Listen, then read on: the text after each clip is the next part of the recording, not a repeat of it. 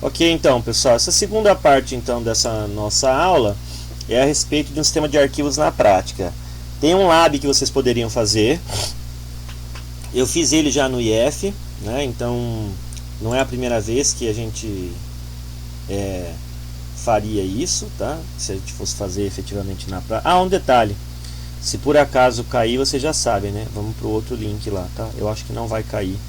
Hoje de dia não caiu também, embora eu esteja usando meu conta particular do Gmail, tá? Mas enfim, não caiu hoje, tá? Então voltando, essa parte do lab da FAT eu já fiz ela nos outros semestres aí, tá funcionando bem. Mas hoje eu não vou fazer ela aqui. Até poderia passar para vocês. O que eu vou explicar é a base para você fazer aquilo, tá? Explicando a parte de arquivos, então como é que é feito na FAT, tá? E o que você faria, só para conectando teoria com programação aqui agora. Não é mais o uso, hein? É como é feito, tá ok? É um pouquinho chato, porque é pesado, tá? Mas para quem gosta de programação, né? Deveria soar interessante. Depende do que você gosta. Se você me falar de algumas coisas de programação, também não vou ter interesse. Então, tá? Isso é relativo. Então vamos lá. Então a ideia foi aqui entender um sistema de arquivos da prática, no caso aqui FAT12, tá? Muda muito, professor, do FAT12 para 1632. Se você entender aqui, você consegue fazer nos outros. A questão é o trabalho que vai dar, né? É um pouquinho mais trabalhoso, mas entendendo aqui, você consegue dar andamento, tá? Então, aqui são as variantes aqui de FAT, né? A FAT12 é de 1977, FAT16 é de 87 e a FAT32 é de 96, tá ok? Então o uso delas aqui, a FAT12 era o que? Disquete e HD muito pequeno, né?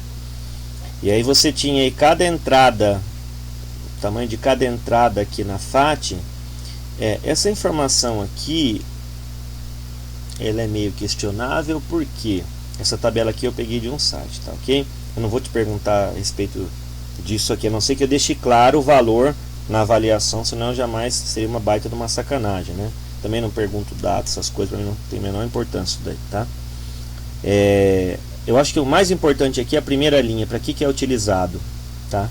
Então, para disquetes e HDs pequenos, né? FAT16, discos pequenos até um pouco maiores, e aí FAT32 já para discos maiores, tá? O número máximo de clusters, né? 4.096, na outra 65.536 e na FAT32 aqui aproximadamente, né? 268 milhões, né? Tamanhos suportados de cluster de 512 bytes a 4K, aqui de 2K a 32K, de 4K a 32K. Então é o tamanho do bloco isso aqui, tá? Lembre-se, quanto maior o bloco, mais fácil gerenciar e você desperdiça aí mais espaço, né? O tamanho máximo, né, do volume 16 MB no primeiro caso, 2 GB no segundo, até 2 TB no terceiro, tá ok? Isso aqui é o que interessa mais. Eu falei para você pular essa entrada na FAT porque eu acho que ele está desconsiderando aqui, ele está 12 bits, 16 bits, 28 bits. Eu preciso ver como é que ele está chamando de entrada, porque a entrada, tá, perfeito, já sei o que isso quer dizer. É o tamanho, lembra da lista encadeada, certo? Você tem que ter um ponteiro para o próximo bloco. Isso aqui é o tamanho do endereço que você pode ter para o próximo bloco. Então cada entrada aqui é de 12, 16 ou 28, né? Você trabalhar com valores que não sejam potências de 2 é horrível, porque as instruções são feitas para lidar com 8 bits, 16, então trabalhar com 12 bits eu te garanto é chato, porque eu já tive que lidar com isso. Com 28 eu não fiz o código, mas em 12 eu sei que é chato, então consequentemente vai ser chato aqui com 28, né? E principalmente quando você escreve um programa em assembly para lidar com isso, né? 16 bits, por ser uma potência que eu imagino que seja mais fácil na FAT16. É que eu li a entrada na FAT e fiquei pensando em entrada no diretório root, é outra coisa, tá? Bom, então a FAT12, né, que surgiu com o MS-DOS, né, o Microsoft DOS, né, Microsoft Disk Basic, né, e aí os endereços, como você estava vendo ali, são de 12 bits. Então o endereço máximo aqui é o 4096. Se fizer 2 elevado a 12 vai dar isso aqui, né? Então o endereço do cluster representa o número do cluster no disco, né? E aqui tem Eu marquei em vermelho justamente porque nessa fonte aqui ele fala que o número máximo de arquivos é esse, e o número somente para discos até 32 MB, e é uma inconsistência com relação à tabela anterior. Então isso aqui eu deixei em interrogação, então eu peço para vocês desconsiderarem essas duas informações. Eu deixei mais para fins de consulta, por isso que eu deixei em vermelho e uma interrogação aqui, tá? Como vocês vão estar ouvindo isso daqui posteriormente ou agora, tá? Então vocês não vão esquecer, né?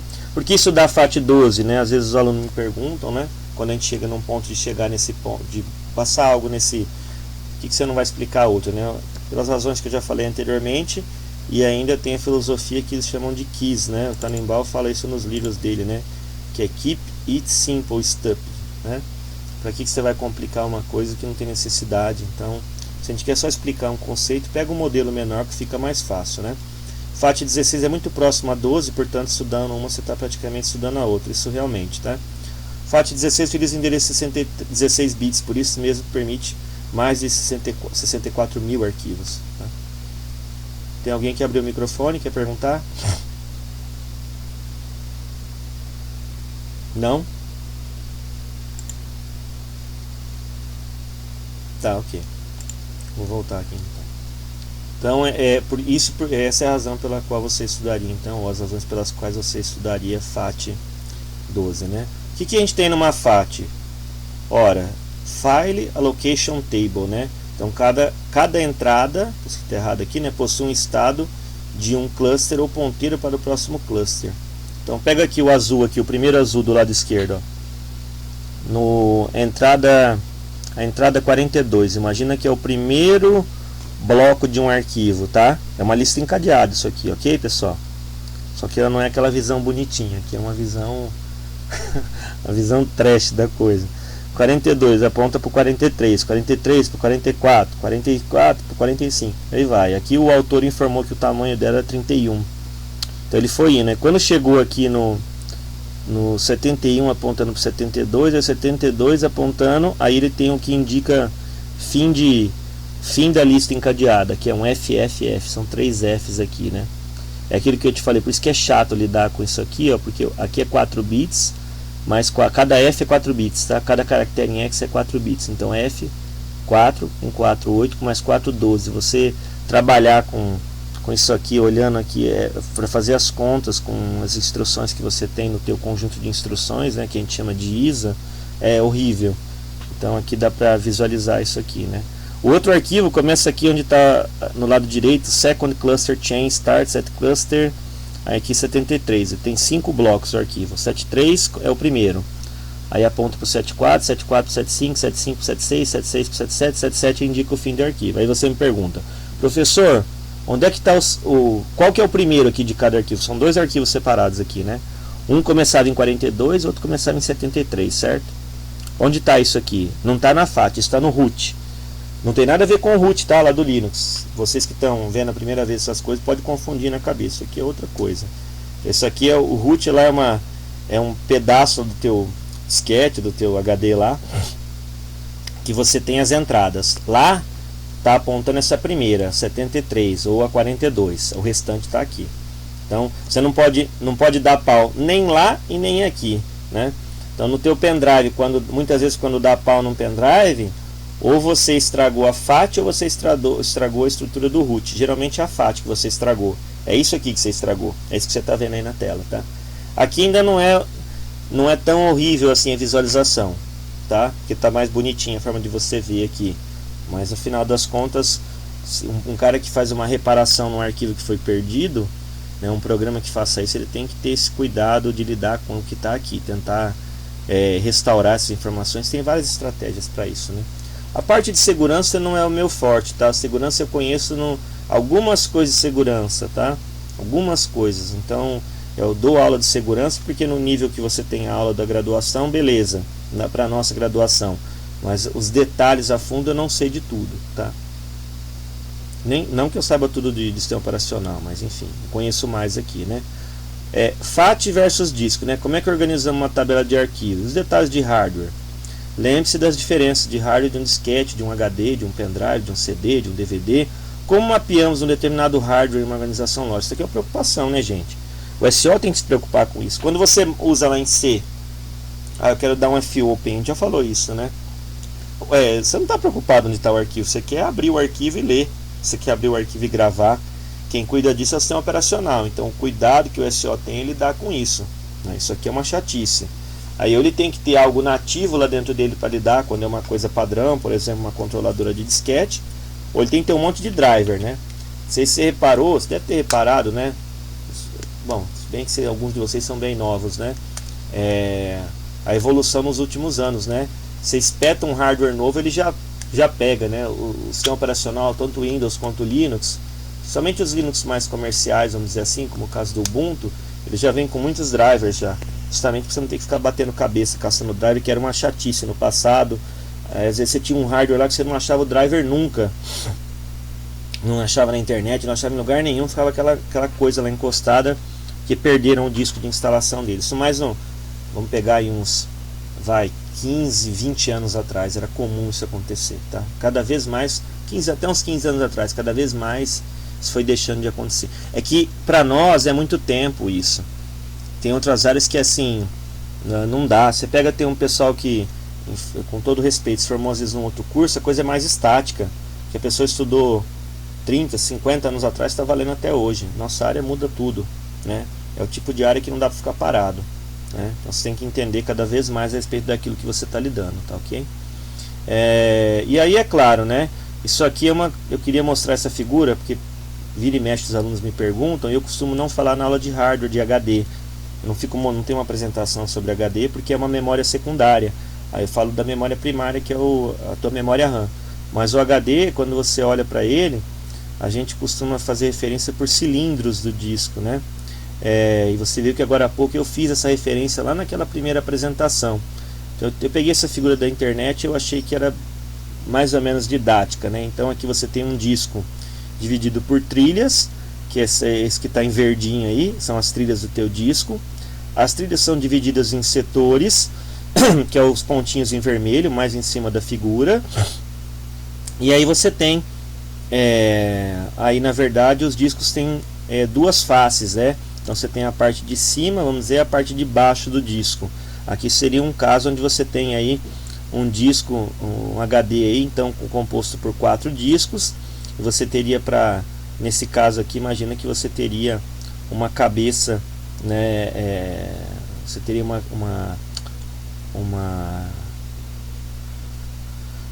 cabeça, na verdade, por face aqui, na verdade, do seu disco, né? Então você teria um disco, uma cabeça em cima, outra embaixo e tal. E você tem que ter você tem que ter como ler e escrever isso no HD. Se você olhar a visão interna do HD na internet, você vai enxergar melhor isso que eu estou falando, né? Então no caso você pode ter mais de um disco, no caso de um HD, né, por exemplo, né? Então o cluster, que é o termo que você ouve muitas vezes aí na apresentação, é um conjunto de setores, né? Então você pode agrupar um ou mais setores e formar um cluster, né, de setores. E aí você tem mais de uma forma de referenciar isso, você tem mais de uma notação. E isso é uma das coisas que mais dá trabalho quando você está fazendo referência a localizar os arquivos, tá? Então você pode ver que tem aqui um cilindro, né? Você vai ver que eu vou chegar aqui nesse ponto de comentar a respeito disso aí, né? Mas vamos andar aqui mais um pouquinho, que era onde eu queria, né? Então você tem duas nomenclaturas, o LBA e o CHS. Fala, puta, o que é isso, professor? Pelo amor de Deus, né? O LBA é um endereço linear, só que você sabe que o disco não é linear, é um monte de disco lá dentro e você tem que ter alguns parâmetros.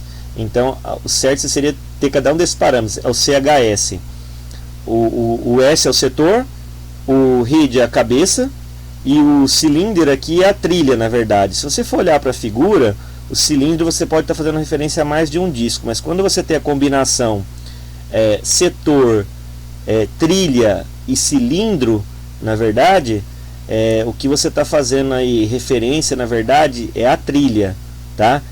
Você então tem que ter a referência ali da trilha onde você está, né? Você tem que ter a referência da cabeça onde você está, então se está de um lado ou de outro do teu disco, né? E o setor, tá? O grande problema é que quando você acessa um disco, se você tiver no teu processador no modo virtual 8086, ou se você for ler algum material histórico, você vai ver que quando você está acessando, a referência é feita usando CHS. Só que os dados que você tem na tua tabela, na tua FAT, e que você tem lá no teu root, é usando o modelo LBA. Então, resumindo, é como se você tivesse que converter centímetro para polegada. Só que não é tão fácil assim, tá? Aí que tá. Então você tem um endereço ali e você tem que trocar o endereço linear por um conjunto de parâmetros. Pensa assim, que eu acho que fica mais fácil para você entender. Então, se você quiser converter de CHS para LBA, imagina que você tem aqui um exemplo: cilindro 0, cabeça 1 e setor 2. Como é que você vai fazer essa conta aqui, né? Para chegar no LBA? É o setor, né? Menos o valor 2, que é uma constante. Então, aqui no nosso caso vai ser 2 menos 2, vezes o número de setores por cluster. Tá? Então, eu vou ter aqui, no meu caso eu tenho 512 setores por cluster, então o tamanho do meu bloco é 512, e eu estou aqui na verdade no 0, né? Então, porque eu fiz aqui o 2 aqui do parâmetro, né, que é o setor, menos uma constante aqui que é 2, então ficou 2 menos 2 vezes 512, então 0 vezes alguma coisa é 0. Observação: o 0 anterior indica um LBA absoluto, faltando deslocamento de referência ao setor de dados. O que é isso? Toda aquela sequência que eu mostrei na apresentação anterior, não tinha lá, eu falei, você tem que somar isso tudo para chegar até ali. Então você tem que pular aquilo tudo, bootloader, FAT1, FAT2 e root, para poder chegar no cara que você quer, que é onde estão os dados do teu arquivo, tá? Eu não sei se está ficando claro isso, tá? Os dados estão lá para frente no teu disquete ou no teu HD. Se você apagar só a entrada na tabela, os teus dados continuam ali. Você tem que zerar todo o teu HD. Então, se você vai repassar um pendrive para alguém, o ideal é que você formate uma formatação completa, use um programa para fazer isso, existem vários, que daí eles embaralham os dados que estão lá. Porque se você só apagar os dados na entrada, quando você remove um arquivo, é isso que você está fazendo, em tese dá para você reconstruir o arquivo, só se os blocos dele forem reutilizados. Então você consegue recuperar o arquivo que foi apagado. Então, se for uma coisa sigilosa, né, pode não ser agradável, né, nessas situações. Abre parênteses, fecha parênteses aí, tá? A conversão de LBA para CHS, ela é um pouco mais chata, né? Então eu pego o valor linear, pego o resto da divisão pelos setores por trilha e somo 1, isso me dá o setor. Para saber a cabeça, eu pego o LBA, divido por setores por trilha, e com o que der aqui, eu quero o resto da divisão pelo número de cabeças. E para achar a trilha, eu pego o LBA, aqui uma multiplicação, não, faltou uma barra aqui na verdade, é uma divisão do número de setores por trilha vezes o número de cabeças, né? Então, peguei um exemplo aqui, eu tenho um endereço de 33, que para nós é mais fácil pensar assim, linear, né? A memória errante pensa linear, o HD é aquele jeito ali triste ali, né? Então, a memória 33, como é que eu faço? Então, para poder chegar onde eu quero, eu tenho que ter o número de setores por trilha, tem que ter o número de cabeça. Eu consigo achar o setor, consigo achar a cabeça e consigo achar a trilha, né? Então é um pouquinho chato, o código de programação por trás disso aqui é chato, tá ok? Atenção,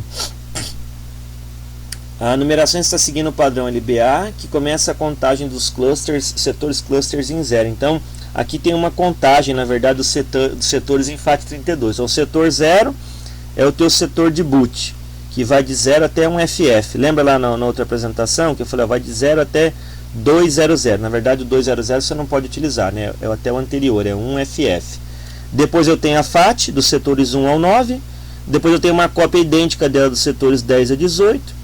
Depois o diretório root de 19 até 32. E aqui é onde eu uso efetivamente para o espaço de disco, tá? Aqui é o meu espaço total aqui, na verdade, que eu tenho de disco. Perfeito? A estrutura então do disco, ela tem o setor 0, né, no padrão LBA. O bootloader ocupa um setor.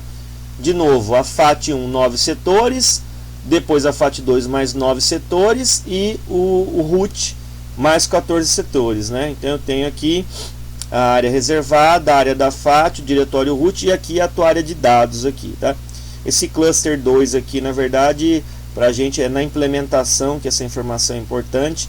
Como a gente não vai implementar aqui, é uma coisa secundária. Pensa só na lógica que eu estou te descrevendo, que fica muito mais fácil de você entender aqui, embora isso aqui acho que está distante de ser fácil, né?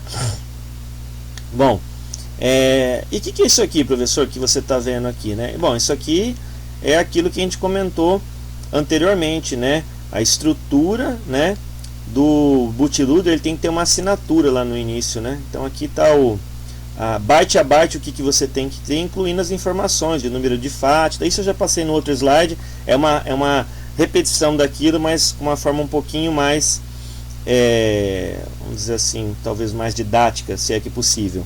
Para você ver, ó, do byte 0 até o byte 35, seja FAT 12, 16 ou 32, então está incluindo do teu pendrive, é igualzinho que está aqui, não muda nada. Então se eu pegar o teu pendrive eu consigo estudar olhando isso daqui, tá?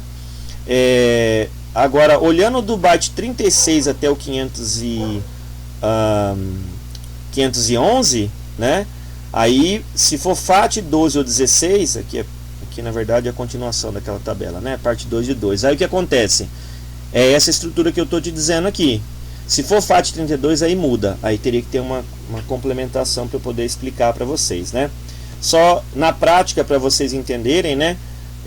Não somente a quantidade, o tamanho, né, que você pode ter de um arquivo em FAT32, o próprio nome do arquivo em FAT32, você tem nomes gigantescos. Em FAT12 e 16 não pode, né? É 8 caracteres, ponto, mais 3 da extensão, né? A gente está acostumado a trabalhar com nomes muito grandes atualmente, né? Eu por anos eu lutei com isso na minha cabeça, porque eu fui treinado em DOS, eu só criava nomes com 8. E chega a hora que para você explicar o que tem ali com 8, não dá mais, né? Não dá para você resumir tanto assim, com 8 caracteres, né? A extensão você sabe o tipo de arquivo que se trata, mas o conteúdo dele no nome eu acho que é complicado, né? Então, vocês que a grande maioria começou já usando sistemas que tem nome de arquivo bem grande, é muito mais fácil. Imagina você ter o nome de uma música com 8 caracteres, né? Um filme com 8 caracteres, não dá, né? Mas na minha cabeça levou um certo tempo para eu mudar isso, né? Bom, aqui é uma imagem, isso aqui é o que a gente faria no Lab, né? Eu abri aqui o debug aqui no Windows, aqui é o prompt na verdade, né? E eu pedi para ler o início aqui, na verdade, pedi para ler o meu bootloader, pedi para ler ele inteiro. Então isso aqui são todos os bytes do meu bootloader aqui, se não me falha a memória, são todos ou está quebrado em duas partes aqui. Aí o que a gente faria na aula, se a gente quisesse, é mexer em alguns desses bytes e ver o efeito prático disso. A gente consegue alterar partes desses caras aqui, tá? Como a gente não vai fazer, eu acho legal você olhar para uma figura como essa daqui. Acho que fica mais fácil para você entender. Imagina que você está querendo acessar um arquivo, né? Esse cara aqui, ó, tyi.jpg, né? Então ele consulta primeiramente aonde, né? No diretório root. É essa figura, esse retângulo do meio aqui, tá? Onde está root directory. Aí ele fala, olha, ele começa no cluster 2 e o tamanho dele é de 1400 bytes. Então o first cluster indica tanto a localização do cluster no disco quanto a referência na FAT. É duas coisas, né? São duas coisas aí. Na FAT, o cluster 2 aponta para o cluster 3, que aponta para o 4, que indica o fim. Então olha só, ele consegue ir para a área de dados, acessar o primeiro cluster do disco, e ao mesmo tempo esse 2, né, então se você olhar aqui na forma geométrica que está em verde aqui, ele está apontando para o 2. Ele só tem aqui o endereço desse primeiro. Aí ele pega esse 2, vai na FAT e fala, olha, o 2 aponta para o 3, o 3 aponta para o 4 e o 4 aponta para o fim. Então ele já tem todos os blocos do arquivo. Aqui na FAT está a tua lista encadeada, usando o índice, né? O índice inicial vem lá do diretório root e os outros índices tem aqui, é um ponteiro para o outro. O índice não está no arquivo, está na FAT. Porque a gente falou na parte do sistema de arquivos que você poderia ter o índice do próximo bloco dentro do próprio bloco. Aí você teria que ler o bloco e pegar o índice. O bloco, aí seria triste, né? Seria, em termos de desempenho, seria péssimo, né? Tem um outro arquivo aqui, ó, mes.doc, né? ms.doc. Ele começa no 5 e tem 980 bytes. Aí pode ver que ele tem aqui o 5 em verde. Se você for olhar aqui na FAT, o 5 aponta para o 6 e o 6 aponta para o final do arquivo. Então, claro, você observe aqui que com certeza tem fragmentação interna do último bloco, né? Porque aqui, se a gente considerar blocos de 512 bytes, né, daria 1024, né? E aí você somando aí, daria aí 1500 e 36, né? E aqui o primeiro arquivo tem 1500 bytes, então você tem uma fragmentação interna, pedaço livre. E no caso do segundo aqui, né, o arquivo mes.doc, ele seria então 1024 bytes, então você tem 980 bytes, né? Então o último cluster lá na verdade não está preenchido totalmente. Esse primeiro retângulo aqui da figura ele está apontando tanto para FAT1 quanto para FAT2, né? E aí você tem aí também o ponteiro para o diretório root, só para você entender, né, que isso aqui começou em 0, setor 0, né, setor 1, 2, e aqui na área de dados aqui, na verdade, você tem que pular isso aqui tudo e essa contagem começa absoluta a partir da área de dados, na verdade, tá? Ok, aqui explicando um pouquinho do espaço livre desperdiçado para quem não entendeu ainda, aqui está mais didático, né, ó. Então, o arquivo aqui, o primeiro, o Gary.txt, olha aqui no diretório root, tamanho dele 1034 bytes, né? Ele está no cluster 6. Aí você imagina que nesse sistema operacional o tamanho do cluster não é 512, é 2048, são 4 setores, tá? Tudo bem? 4 setores.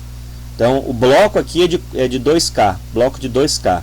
Então o que acontece? Olha o azulzinho aqui, né? Ele vai na FAT. Aí ele vai falar, olha, o cluster 6, olha, só ele está apontando para FF, não tem mais nada. Aí tem aqui do lado o retângulo aqui, ó, preenchido com azul. Aqui é a porção do arquivo que está preenchida, aproximadamente, aí claro, visualmente não vai estar igualzinho, né, a proporção, mas é 1034 bytes, né. Se você for olhar no arquivo hello.jpg, ele tem lá 3.973 bytes, começa no cluster 3, aí você olha na FAT, o 3 aponta para o 8, o 8 aponta para o FF, então ele ocupa o 3 e o 8. Ó, o 3 está preenchido inteiro em vermelho, mais à direita aí na figura, e o 8 está quase todo preenchido, né? Para preencher todo ele teria que preencher 2048 bytes, né? Então somando os dois ali daria 4096, né? Ele não tem 4096 bytes esse arquivo, ele tem 3973. Então nessa figura aí você tem o que? O espaço livre, o cluster 2 está livre, o 4 está livre, o 5 está livre, o 7, o 9. Onde está desperdiçado, que ele chama de slack space aqui, é a fragmentação interna. No 6 e no 8, porque o 6 sobrou um pedaço aqui dentro e o 8 sobrou um pedacinho. Então o tamanho lógico do arquivo Gary é 1034 bytes, é o que um de vocês perguntou numa aula lá no Windows, quando você clicava sobre o arquivo propriedades. E o tamanho físico dele é 2048 bytes, né? Ou seja, o teu bloco é de 2K, mas o teu arquivo tem um pouco mais de 1K, né? Então não tem como essa parte aqui realmente é desperdiçada. Claro, vocês sabem que hoje os HDs, o tamanho não é mais uma preocupação, né, gente? Então acaba sendo secundário, né? Que se você tivesse que gerenciar isso aqui, controlar lá dentro do arquivo, imagina a lógica por trás disso. E a questão é o tanto de vezes que isso acontece quando você está usando o computador. Ia ficar muito lento para você não perder nada aí de espaço, tá? No passado, que a questão do espaço era preocupante, aí sim você poderia investir tempo nisso. Hoje eu acho que já não é mais uma preocupação, né, esse caso aqui, tá ok? Aqui eu usei o debug para mostrar uma parte aqui da FAT, alguns índices aqui apontando. Eu não sei se vocês conseguem ver. Me dá um feedback se vocês conseguem ver. O ponteiro do mouse vocês veem ou não? Sim ou não? Então, vai andando aqui, ó, F0, FF, FF, não tem aqui um 03 e um 40 aqui, tá? Não sei se vocês estão vendo aqui, um 03 e um 00. Isso aqui com certeza é um ponteiro. É o bloco 03, é apontando para o outro, porque ele está aqui, né? Ele é o terceiro, bloco 0, 1, 2, 3, apontando para o 4. Então, provavelmente, se a gente olhar aqui com cuidado, a gente até faz isso no laboratório em aula, a gente consegue enxergar esses ponteiros aqui olhando byte a byte na memória, né? E aí você vai chegar em alguns pontos que você vai se deparar com FFF, que é o fim daquele arquivo, né? Só quis mostrar aqui só para entender que isso aqui é efetivamente a visão que você teria num laboratório do que eu estou te explicando da FAT, né? Essa aqui é a FAT1, a FAT2 é uma cópia, né? Só que ela está em outro endereço, então se der um pau você tem um backup para recuperar isso, né? É uma forma de você controlar, né? E aqui eu quis mostrar um pouco da estrutura do diretório root, né, os 32 bytes, que estava naquele outro slide, né? Aqui só está um pouquinho, a descrição acho que está um pouquinho mais fácil de entender. Então o byte 0, o primeiro caractere do seu nome, né? Ou ainda o status. Olha só que engraçado. Imagina que teu arquivo chama olá.txt. Então vai estar aqui, no 0 vai estar o O, no 1 vai estar o L e no 2 vai estar o A. Aí vai ter um monte de espaço, né? Porque não vai preencher. Aí vai ter extensão, vamos chamar de txt, né? Aqui no caso, cadê a extensão dele? Tá aqui nessa segunda linha aqui, né? Então tá no final a txt lá, por exemplo, né? Quando você apaga um arquivo na FAT16 e FAT32, sabe o que ele faz? Ele vem no primeiro byte do nome do teu arquivo e ele troca em hexadecimal, tá? E5, isso indica para ele apagado. A partir desse momento ele considera o arquivo apagado, você não consegue mais acessá-lo, os dados dele ainda existem lá. E aí você tinha um programa na época que era o Undelete, que ele fazia o seguinte: olha, eu achei aqui, você acabou de apagar o arquivo, por exemplo, puta, eu apaguei sem querer, dou um delete. Ele fala, ó, quer voltar o arquivo? Pensa como se fosse a lixeira, tá? Do Windows. Fala, tá bom, quero dar o Undelete aqui. Ele não sabia, a única coisa, qual é o nome que você, a letra que você quer colocar no início do teu arquivo, porque ele tinha perdido ela. Então se o arquivo chamava olá txt, ficou só E5LA TXT. Aí quando você queria restaurar, ele falava, como é que você quer que chama o arquivo? Ele não sabe o nome da primeira letra. Aí você colocava olá, colocava O, B, C, o que você quisesse, só para ele voltar o arquivo, né? Claro, se você continuou usando o computador na sequência, provavelmente ele fez o que? Ele aproveitou aqueles dados que estavam ali e ele sobrescreveu os dados do arquivo. Aí ele não consegue mais restaurar o teu arquivo, tá? Caso contrário, ele consegue sim restaurar. Antigamente era assim. FAT32 não difere muito disso não, tá? Tem alguns detalhes, mas não tem muito. Por isso que é inseguro o sistema FAT32, né? A estrutura deles é muito simples. Então lembre-se que até hoje a gente continua usando o FAT32 em pendrive, um monte de dispositivo. Quando você conecta aqueles cartões de memória, é tudo FAT32. Então a chance de corromper um arquivo ali, de pegar vírus, pela lógica como é feito, é muito grande, tá, ok? E aqui eu dei um print também, né, do root. Como você pode ver, tá vendo alguns nomes de arquivos aqui, ó? Olha mais pro final da figura, ó. A primeira linha, IO, um monte de espaço, sys, depois embaixo autoexec, bat, depois mais embaixo mm386xe, depois mais embaixo 7 rand espaço bat. Então cada duas linhas disso daqui, né, cada linha dessa tem 16 bits, cada duas disso daqui é uma entrada, né, na tabela root, né? Então cada arquivo teu aqui é uma entrada, e aqui com certeza tem o endereço do primeiro bloco ou cluster, né, deste arquivo aqui. Se o teu arquivo ocupasse só um bloco, aí é mais fácil ainda, porque daí você só teria aqui, não precisava consultar a FAT. Quando eu fiz o meu TCC da graduação, foi isso que eu fiz. Foi justamente usar um sistema, fiz um sistema que usava só arquivos de 512 bytes. E fiz a implementação dos comandos: apagar arquivo, criar arquivo, editar arquivo, listar os arquivos, enfim, para poder mostrar. Eu queria fazer alguma coisa em assembly, então foi a coisa que eu achei para fazer dentro de computação, era isso na época, que já se usava muito pouco na computação pura mesmo, a linguagem, não aplicada a outras áreas, né? E acabou saindo isso. Esse TCC na minha época nem era obrigatório, na verdade era opcional, e aí eu descrevi como é que eu fiz toda essa estrutura aí, né? Aí no laboratório o que a gente faz é isso: a gente formata um disquete e dá andamento em cima disso. Então eu forneço para vocês um disquete. Eu quis mostrar com essa formatação aqui, quem já formatou um disquete, ou se você formata um pendrive em linha de comando, ou se você usa uma interface gráfica, muitas vezes ele vai retornar informações como essa daqui, né? Então, por exemplo, você tem aqui, ele te deu aqui 1.457.664 bytes, espaço total do disco, e está tudo disponível. Cada unidade de alocação, então, cada bloco tem 512 bytes. Ele tem no disquete 2.847 unidades de alocação disponíveis, né?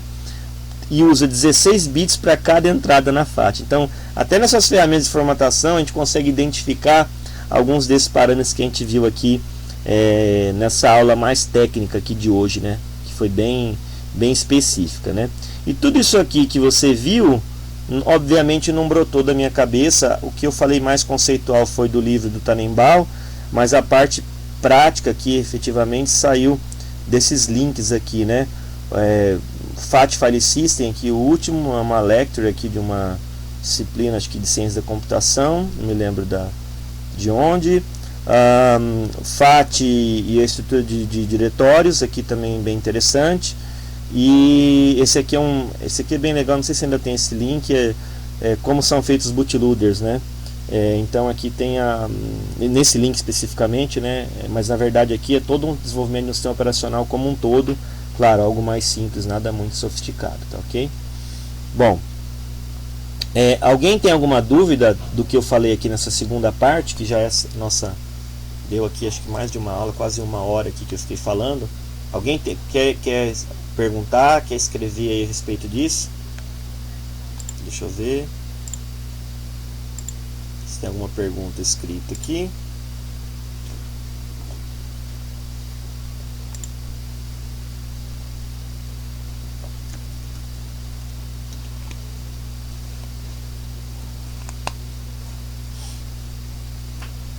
Nenhuma dúvida?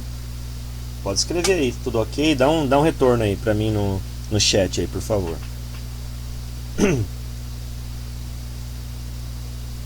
Tá tranquilo? Tranquilo eu acho difícil, né? Porque são muita coisa aqui, né? Tranquilo é complicado dizer que tá tranquilo isso aqui. Acho que não. Se você achar que tá tranquilo aí, a coisa foi muito boa mesmo. Deixa eu parar então a apresentação e a gravação. Só um instante então.